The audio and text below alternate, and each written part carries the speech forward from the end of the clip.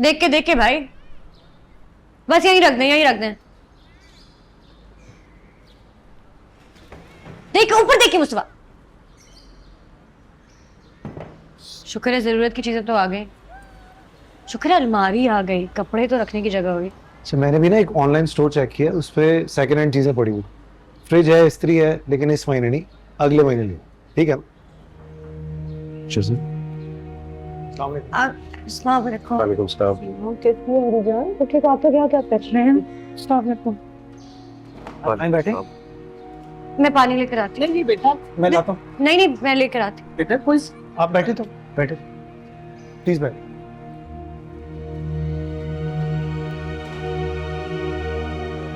अंदर बैठे।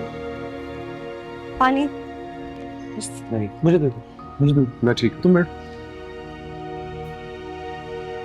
शर्जीना बेटा, तुम पे इतना कुछ गुजर कर अपने बाबा को तुमने बताया भी नहीं। मुस्तफा, मैं तुम्हें और शर्जीना को यहां से ले जाने आया। अपना सामान पैक करो। तुम दोनों हमारी तरफ शिफ्ट हो रहे हो, दैट्स इट। देखो, तुम्हारे घर में जो कुछ भी हुआ ना, मेरा उस पर कुछ कहना बनता नहीं है कि तुम्हारा आपस का मामला है। लेकिन मैं तुम्हें और शर्जीना को बेटा इस हाल में नहीं छोड़ सकता। इस कस्मो पुरसी की हालत में ये जगह रहने के काबिल नहीं है। आपको बहुत शुक्रिया अंकल, लेकिन मैं मुतमईन हूं यहाँ।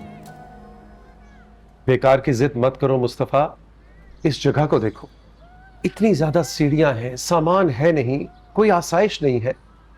बेटा तुम्हारे अंकल ठीक कह रहे हैं। जब अल्लाह ने हमें घर दिया है तो तुम लोग क्यों तकलीफ में रहो। अम्मी हम बिल्कुल ठीक हैं, सच में बाबा हम बिल्कुल ठीक हैं। आहिस्ता आहिस्ता करके हम सब सेट कर लेंगे। क्या सेट हो जाएगा शर्जीना? गंदगी का ढेर है ये पूरा इलाका। जगह देखो ये क्या है, कितना भी सेट कर लोगी ये कूड़े का ढेर ही रहेगा। सही कह रहे हैं अंकल। मुझे लगता है आप शर्जीना को ले जाएं अंकल। जब उसके काबिल कुछ बनाने के हो गया मैं तो फिर ले जाऊंगा उसे। क्या बातें कर रहे हो? तुम जाओ। क्या बोल रहे हो? हम बिल्कुल ठीक हैं यहाँ पे, हम बहुत खुश हैं। हम बेकार की जिद मत करो शर्जीना। चलो बेटा, जैसे तुम लोगों की खुशी। अल्लाह ताला तुम दोनों को हमेशा खुशो खुर्रम रखे। हम तो बस ये बताना चाहते हैं कि कभी भी कोई मुश्किल, कोई मुसीबत आए, अपने आप को तन्हा मत समझना। हम हैं तुम्हारे साथ। चाय? अरे नहीं बेटा, नहीं चाय वाली बिल्कुल चाय आएंगे, पिएंगे आप। 2 मिनट लगेंगे आंटी, मैं ले आऊंगा। चले। हाँ। अच्छा बेटा।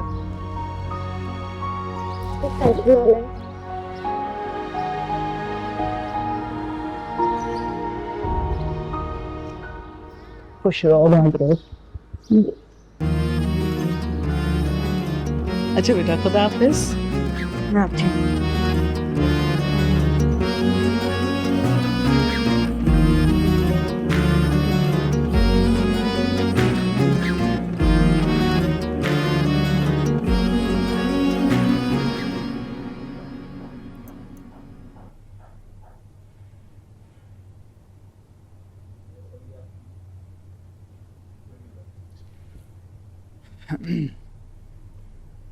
आइए आइए अदील साहब, बैठिए, तशरीफ रखिए, आइए। अदील साहब, मुझे बहुत खुशी हुई कि आप हमारी दावत पे मेरे फार्म हाउस तशरीफ लाए। असद साहब, हमारा बिजनेस एक है तो ताल्लुकात होना ज़रूरी है। और वैसे भी सिंस काम एक है तो मैं इसमें राइवलरीज नहीं, एक दूसरे को फ़ायदा पहुंचाने में यकीन रखता हूं। और हम भी दोस्ती पर ही यकीन रखते हैं अदील साहब। वैसे बदकिस्मती से मंसूर खान और मैडम रुबाब इस बात पे यकीन नहीं रखते, जबकि आज तक उनके और हमारे ताल्लुकात बेहतर नहीं हो सके। मगर अब कंपनी के ज़्यादातर मामलात अदिल साहब के ही हाथ में हैं और ये बड़ी फ्लेक्सिबिलिटी रखने वाले आदमी हैं। हम काम की बात कर सकते हैं। जी जी बिल्कुल। आई एम श्योर वजाहत साहब ने आप तक हमारी ऑफ़र पहुंचा दी होगी।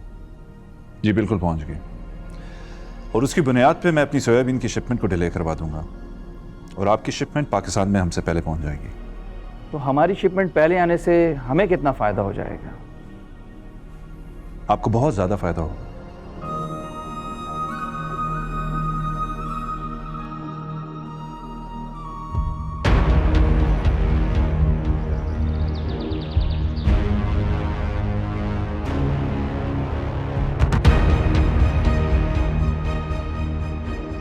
मैं अपने डिस्ट्रीब्यूटर को आगाह कर दूंगा कि हमारी शिपमेंट में काफ़ी देर है। वो मार्केट में सेकंड ऑप्शन के तौर पर आपसे रजू करेगा और फिर मैं आपको और अपने डिस्ट्रीब्यूटर को इंट्रोड्यूस करवा दूंगा और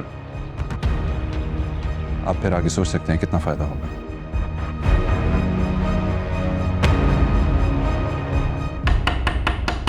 मुस्तफ़ा, मुस्तफ़ा, बैंगन बनाया है, खाना बना दिया, आजा। मुझे भूख नहीं है। बहुत मजे के हैं। मैंने कहा ना मुझे नहीं खाना, मेरा सर मत खाओ, तुम जाके खा लो।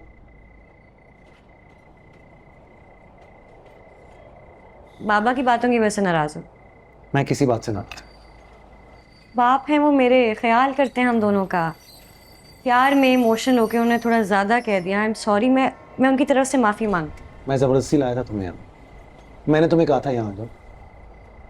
तुमसे मैं कहता रह गया कि जब तक किसी ढंग की जगह का बंदोबस्त नहीं होता तुम अपने माँ बाप के घर जाओ, लेकिन तुम ज़बरदस्ती जिद करके तुम आई यहाँ पर कि नहीं, जहाँ तुम रहोगे मैं वहाँ रहूँ। अब क्या करूँ मैं? हाँ, मैं ही जिद करके आई थी, लेकिन हालात चाहे जैसे भी हो, मैं तुम्हें छोड़ के नहीं जाना चाहती। तो तुम्हारी जिद की वजह से मैं क्यों जलील हो रहा हूँ यार? जिसको देखो सर उठा के मुझे जलील कर देता है, कभी मेरे माँ बाप, कभी तुम्हारे माँ बाप। और वो कचरा इस इलाके को नहीं कह रहे थे शजीना, वो मुझे कह रहे थे। मैं बेवकूफ नहीं हूँ, सब समझता हूँ। अब तुम जाओ, तुम्हें जाना चाहिए। दे वेटिंग फॉर यू।